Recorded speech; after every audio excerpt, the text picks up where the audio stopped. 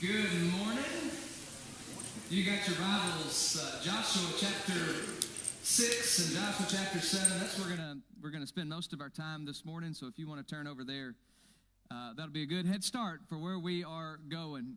So I'm curious. Of course, we can't all answer, but have there been any life lessons that you learned a little bit too late in life? In other words, there are things that you wish maybe somebody would have told you a little bit earlier so you didn't have to figure it out along the way. We were talking about this last night, and one of mine is I kind of wish that somebody would have said, hey, if you don't study when you go to college, you're going to lose your scholarship. So that would have been nice to know. I'm pretty sure that somebody did tell me that, but one semester in, started paying our own way, didn't we? That was pretty bad. Wish somebody would have told you early on, study a little bit more. I made a mistake, and I said, hey, Alicia, what's something that you figured out a little bit too late in life? And she said, marry rich. And I think that she was kidding, but there was not a whole lot of time in between that answer. So she's probably kidding, though. Life lessons that you learn a little bit too late. You wish somebody would have told you. Chances are somebody did tell you. But we don't like that because that's confrontation. And that means somebody's coming and they're telling me, hey, you'd be better off if you did this. Or your life would probably be a little bit smoother if you didn't do that. It's confronting, but it's teaching, and it's helpful to learn what we should be doing, what we shouldn't be doing, what we should engage in, and what we ought to stay away from. But it's confrontation, and it's not comfortable, and we don't like it. And so sometimes it goes in one ear and out the other, and we don't learn from our mistakes, or we don't learn from others' mistakes, and we've got to make our own. And it gets worse, and it gets worse, and it goes down, and it's bad, and it doesn't feel good. And then 20 years later, we say, I wish that I would have known then what I know now. I wish I knew the life lesson when I could have avoided the mistakes that have led me maybe to some bad situations in life. And so that's kind of what we're talking about today. Learning some lessons from other people's pain that we can use in our lives. And it's going to relate to this man named Achan. Before we get into Joshua 6 and 7, we need to get up to speed a little bit on what's been happening in the Bible times since the creation. So God creates, Genesis 1, and he gives the people one job. He says, you be fruitful, multiply, fill the earth, and subdue it. One thing you don't need to do is eat of the fruit of the tree of the knowledge of good and evil. Okay, we know that. They know that. They understood it. They knew what God's call was. Somebody had told them along the way, here's what you do, here's what you don't do. But then somewhere along the way, they see the fruit looks good, and the Bible says that she took it. Took. I want you to remember that word, all right?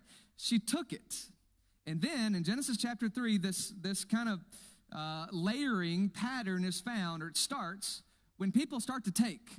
And so many times, if you'll read it and pay attention, from Genesis 3 onward, when people take, things start to go badly. You don't have to go very far until you get to like Genesis chapter 16, and Abraham's married to a woman named Sarah, but they don't have children yet, but God's made this promise to Abraham, and so he's trying to figure out, and she's trying to figure out, how's this promise going to work, and they don't know, and so Sarah says, here's my handmaid, Hagar, you can take her. And so the Bible says that Abraham took her and lay with her, and she bore, and now she's got this son, and there have been a lot of problems that have come up in the world since that happened, a taking situation that did not turn out good for the people. She saw the fruit, she took it, and it was bad. He saw this woman, he took her, and it turned out pretty badly. Israel goes down to Egypt. They come out of Egypt. They take some spoils from the Egyptians. They get up to Mount Sinai. We're in Exodus 32, 33, 34 now. And by the time you get there, Israel's got these things they've taken from the Egyptians. Moses has gone up to the mountain, and he's receiving the commandments of God in Exodus 32, and he comes down, and he sees that the people have taken these spoils, the silver and the gold, and they've burned it down, and they've made it into this golden calf, something they can look at. They took the stuff, and they built it into something that was totally displeasing to God. They took, and it ended very badly for them. And so when people take, we see that starts to lead to a lot of problems. And by the time you get to Joshua chapter 6 and Joshua chapter 7, these people might have had this knowledge.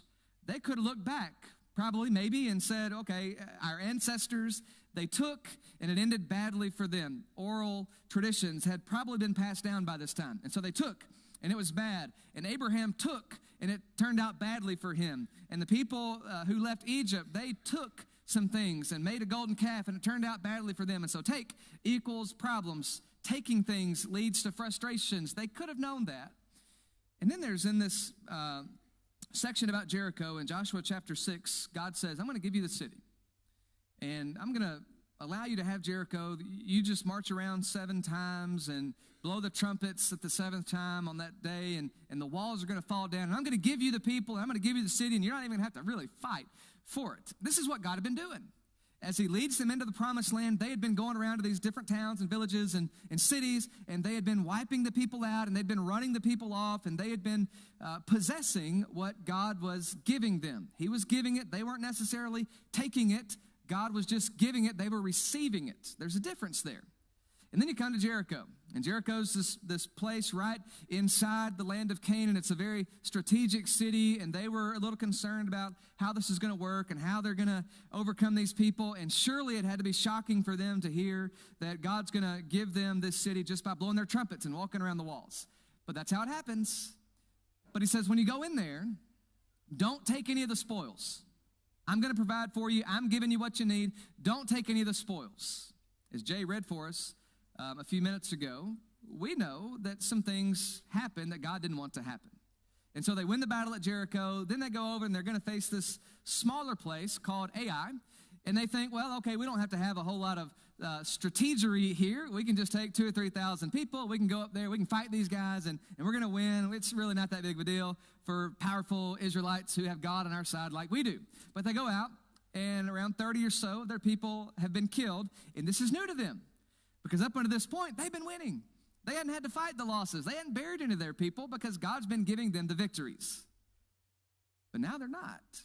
And now they take 2,000 or 3,000 up there, and 30 or so of them die, and they're retreating, and they're trying to figure out what in the world has happened. God's not with us anymore. And so Joshua, in part of what we read here, verse 6, he tears his clothes in Joshua 7, verse 6, and he falls to the earth, and his face is down before the ark of the Lord until the evening, and the elders of Israel, and they got dust on their heads. And that's ancient Hebrew language to say they're upset. They're mourning. They're grieving. They can't figure out what in the world has happened. And Joshua says, God, why have you brought this people over the Jordan at all to give us to the hands of the Amorites and destroy us? And so, man, how quickly it turns south, right? They lose the battle. They're retreating. And Joshua says, you brought us out here so we could die. We've heard that before.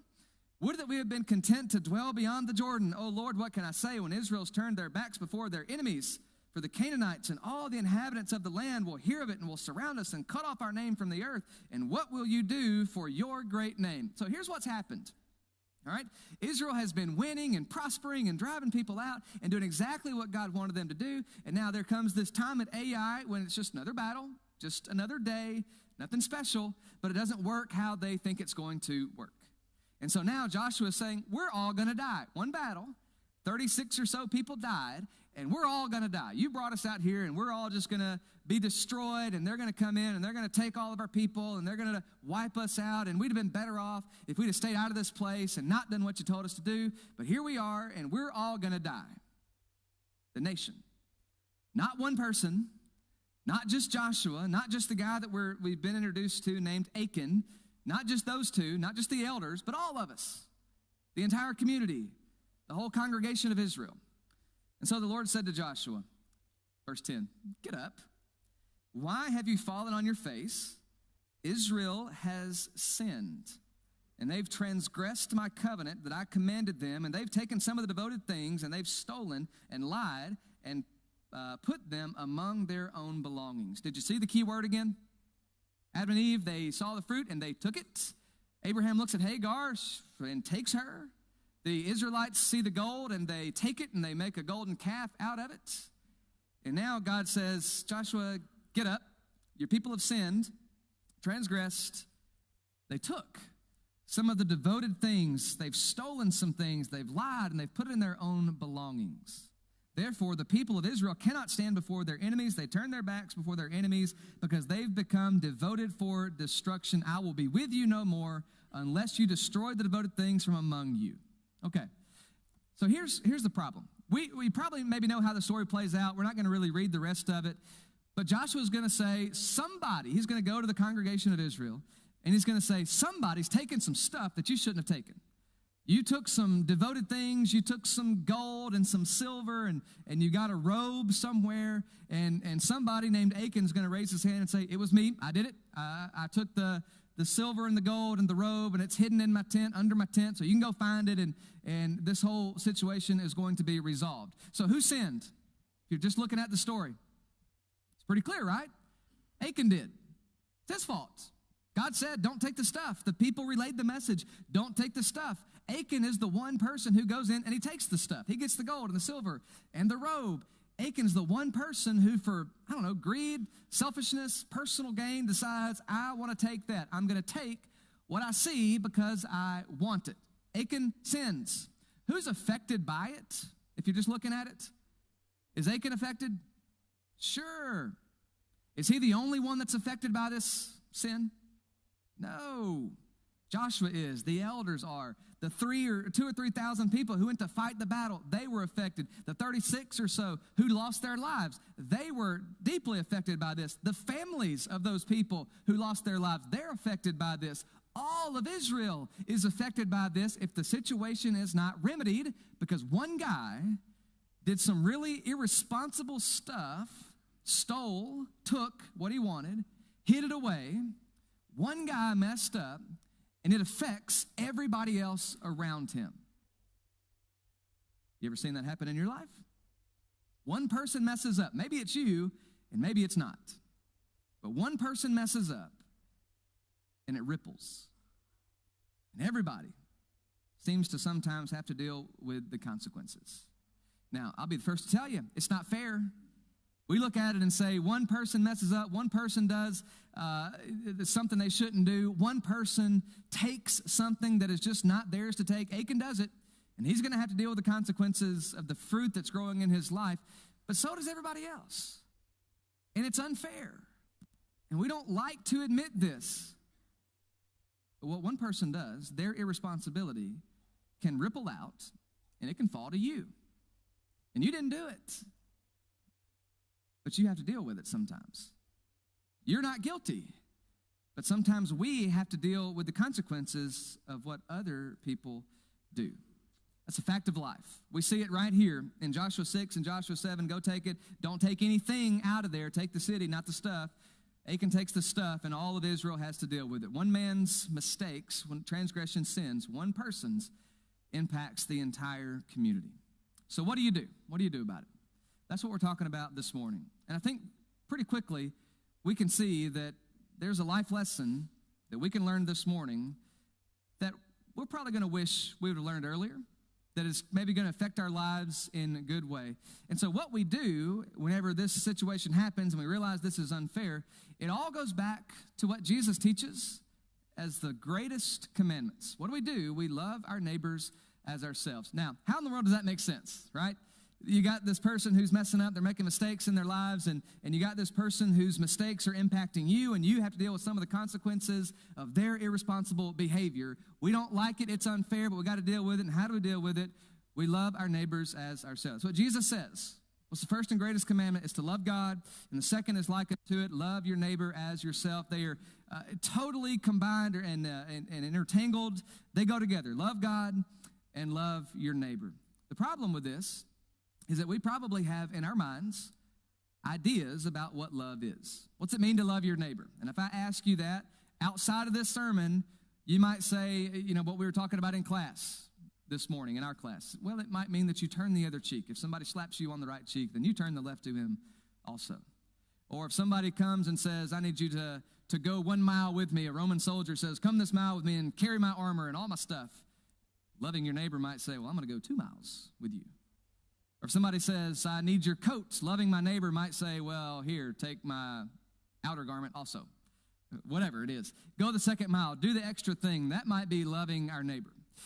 But it also might mean that we help our neighbors understand life lessons. Remember the life lessons that maybe you learned a little bit too late in life and you wish you had learned them earlier, and you probably would have learned them earlier if somebody would have confronted you and said, hey, you got to study or you're going to lose the scholarship. Or, hey, you got to do this, or it's going to turn out badly for you. Somebody maybe told you a life lesson, and you didn't like it, and they were trying to love you, and they were trying to help you and bring you along and encourage you.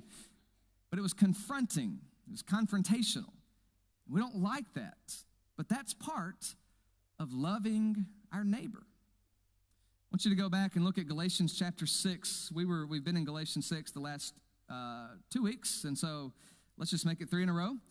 We've talked about how we bear our own load in Galatians chapter 6. We talked about how we can help bear the loads of other people and do good to all people. But here's how the whole chapter starts. He says, brothers, this is chapter 6, verse 1, if anyone is caught in any transgression, you who are spiritual should restore him in a spirit of gentleness. Keep watch on yourself, lest you too be tempted. Isn't that loving? If somebody among us is caught in any kind of fault or any kind of transgression, they're making some pattern of destructive decisions in their life, it's a very loving thing to do, to go to that person and say, I'm worried about you. I'm concerned about this pattern of decisions that you're making in your life. And he says, do it gently. That's lovingly, but do it.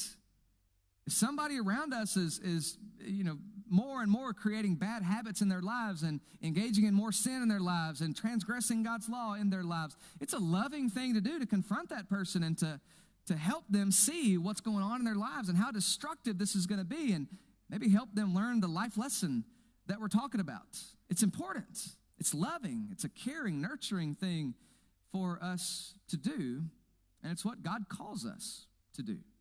It's part of loving our neighbor, showing them that, hey, you got some things going on in your life that are going to be painful to deal with on down the road. You're planting some seeds right now that you are not going to want to harvest 5, 10, 15, 20 years down the road. It's loving, but it doesn't sound very loving, does it? When you say, I need to confront this person or challenge this behavior, it doesn't sound like a loving thing. But here's something that I'm convinced of.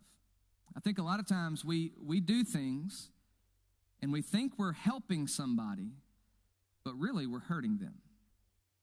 Because what we're doing is maybe enabling an irresponsible behavior. And maybe what we're doing is allowing them to continue down a path because we don't want to confront them, or we don't want to challenge that behavior, or we don't want to have any kind of rough conversations with that person. But sometimes those conversations are needed. And so we think we're helping them and loving them by not hurting their feelings, or we think we're helping them by allowing them to do what they want to do, and we think that's a loving thing, but what we're really doing is hurting. And so a challenge for us, I think, this morning is to decide we're going to stop hurting by claiming that we're helping people.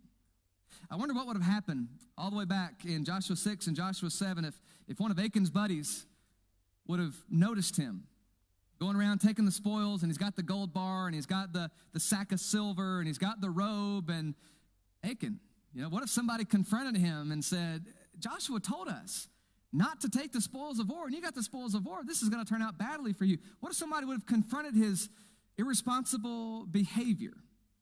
Maybe he stops. Maybe he puts it back. Maybe those 2,000 or 3,000 people don't lose the battle the next time. Maybe those 36 families don't lose their loved one because of the irresponsible behavior of one person. They maybe thought that, I'm just going to let Achan make his own choices, let Achan do what he wants to do, let Achan have his way. But really what they were doing was hurting him. And by hurting him, they were hurting themselves, because one person's irresponsible behavior ripples out and affects everybody else. So let's commit here this morning that we're going to stop hurting people by thinking that we're helping them. Helping somebody engage in a destructive behavior is never helpful. It's never loving. Overlooking it when somebody's making some terrible decisions in their lives, that's not loving them at all. It's not helping them at all. It's hurting them in the long run. And really, it might be hurting us too, because we may have to deal with their irresponsible decisions and the consequences that come. What we're really saying, if we say we're going to stop hurting by claiming that we're helping, we're really saying that we're just going to be more and more like Jesus. He confronted people. When you read through how Jesus lived his life and the actions maybe that characterized his life and the words that came out of his mouth during his life, he's somebody that was not going to back down from confrontations. There are times when he would call people out by name. There are times when he would publicly rebuke people. He would say things like, you've heard it said this, but I tell you something totally different. And what he's saying is, you got this whole pattern of faith and belief, and it's wrong. It's misguided, and publicly, he would correct them. He calls Herod a fox. He calls him a name. He, point blank in Matthew 23, he goes right to the Pharisees, and he says, you guys are doing this. You're engaging in this behavior. You're teaching people all these terrible theological lessons, and you got to get right. He calls them hypocrites. But one thing that I think you got to learn from Jesus is he confronts people. It's not to get the upper hand. It's never to make himself feel better than them. It's not anything like that. He wants to find the root of the problem, and he wants to address it so that that person can move forward. When he talks to the people about some decisions that are destructive in their lives, he points to the real issue, and he says, you have little faith. And he points that it's a faith issue at times. He shows them the root of the problem and how they can work to address that problem. He doesn't claim to help them by overlooking their faults and acting like the mistakes didn't happen and pretending that irresponsible behavior is just no big deal. No, he confronts it. And I got to tell you that confrontation works. It might not be comfortable. It's probably not something you look forward to. You don't wake up tomorrow morning and say, I can't wait to upset this person today. That's not how it works. We don't like it. But it works. That's Galatians 6, verse 1. If any around us are overtaken in a fault, restore that person in a spirit of gentleness. Confrontation, done in the right way, it works. You can look at the woman at the well. Jesus confronts her in John chapter 4, and as she's out there drawing water, he says, give me something to drink. And she says, why are you talking to me? You're a Jewish person, and I'm a Samaritan woman. We don't talk. We're not supposed to be talking. But he says, look, I know who you are. I'm going to offer you living water. By the way, you got some things going on in your life. You need to get those things right. The woman brought to him in John chapter 8, she's confronted by a group of people, and they bring her. She's been caught in the very act of adultery, and they bring her kind of as a trophy. Look what we found, Jesus. Law of Moses says we should stone her. What do you say? And Jesus does a loving thing. He says, I don't condemn her. Let you who have no sin, you throw the first stone. And they walk away. And so he does a loving thing by doing that. But he also looks at her and he says, you are not condemned, but go and sin no more. He confronts her about what she's been doing in her life. And it works. It changes things. It changes lives. The one in John chapter 4, she leaves there and goes and tells the whole city about Jesus because he confronted her about some destructive decisions that were happening in her life. Zacchaeus was a chief tax collector, somebody who made a great living at swindling people out of their money. Jesus confronts him, and he says, look, I'm going to give back fourfold anything that I've taken from anybody. I'm going to give half of my goods to the poor. Confrontation works when it's done in the right way. Here's what I want you to see from Joshua chapter 6 and Joshua chapter 7. This is the mistake, the sin, the irresponsible behavior of one person, Achan. But his irresponsible behavior, unchecked, nobody challenged him on it, nobody got him to change his ways or choose a different course. He took it, right? His actions, his irresponsibility impacted an entire nation. And people all around him had to deal with the consequences of what he chose to do. Let's make sure this morning that we've found a better way to stop hurting people as we claim to help them. To be more like Jesus. Whenever we see somebody who's making some destructive decisions in their lives, let's make sure that we're going to that person and saying, look, I'm your brother in Jesus, and I want you to know that what you're doing is just not going to be good for you. It's not going to be good for your family. It's really not going to be good for your church. It's just going to be a destructive pattern in your life.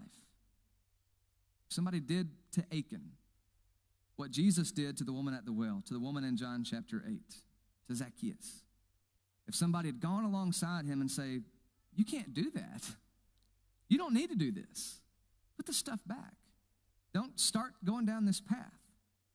Or if they see him walking out of Jericho with that stuff, Achan, get off this path. You got to quit. You got to restore what you've taken. You got to turn away from this sin that you've got in your life. You got to get your life right because what you're going to do is destroy your life. And he does.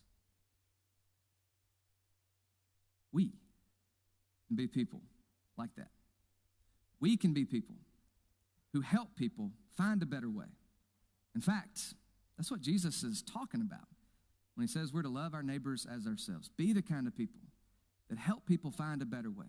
Show them the light that can take them out of the darkness. Be the salt that can stop the decay of destructive decisions in their lives. But nobody said it's going to be easy. Nobody said it would be painless, but done in a spirit of gentleness and done from a motive of love. Confrontation works. It can uproot the destructive seeds that people have planted in their lives. It can pull up the entire root system that people are blaming their bad decisions on. It can get rid of the fruit that these roots have borne in life. It works. And we've got to decide that we are going to be the people who help others out of those patterns of destructive behavior. And so as we close this lesson down, we're going to sing an invitation song. And it might be that you're ready to give your life to God, and it might be that you don't know Jesus right now, and this is the time that you want to get to know him, and you want to give your life to him and become a Christian. And so maybe today is the day that you want to be baptized. Maybe there are some destructive patterns in your life that are going on right now, and you want to get away from those and turn away from those. Bible calls that repentance. And so maybe today you've got some repentance to see in your life, and some confession of sin to make possibly. Maybe you want us to pray for you as a church family. Or maybe in these next few minutes, as we sing a song of invitation, maybe it's a time for you to reflect and think about how you may be hurting people in your life by thinking you're helping them. Or maybe it's a time for you to reflect and think about some confrontations, some loving, gentle confrontations that you need to make in your world right now. Because people around you are making some bad choices. You can count on it. And maybe they're counting on you to get them out of that pattern. So maybe this morning you make a decision to follow God or to come back to God, or maybe today you spend some time thinking about how you yourself can be a better Christian, a better follower of this Jesus who encourages us to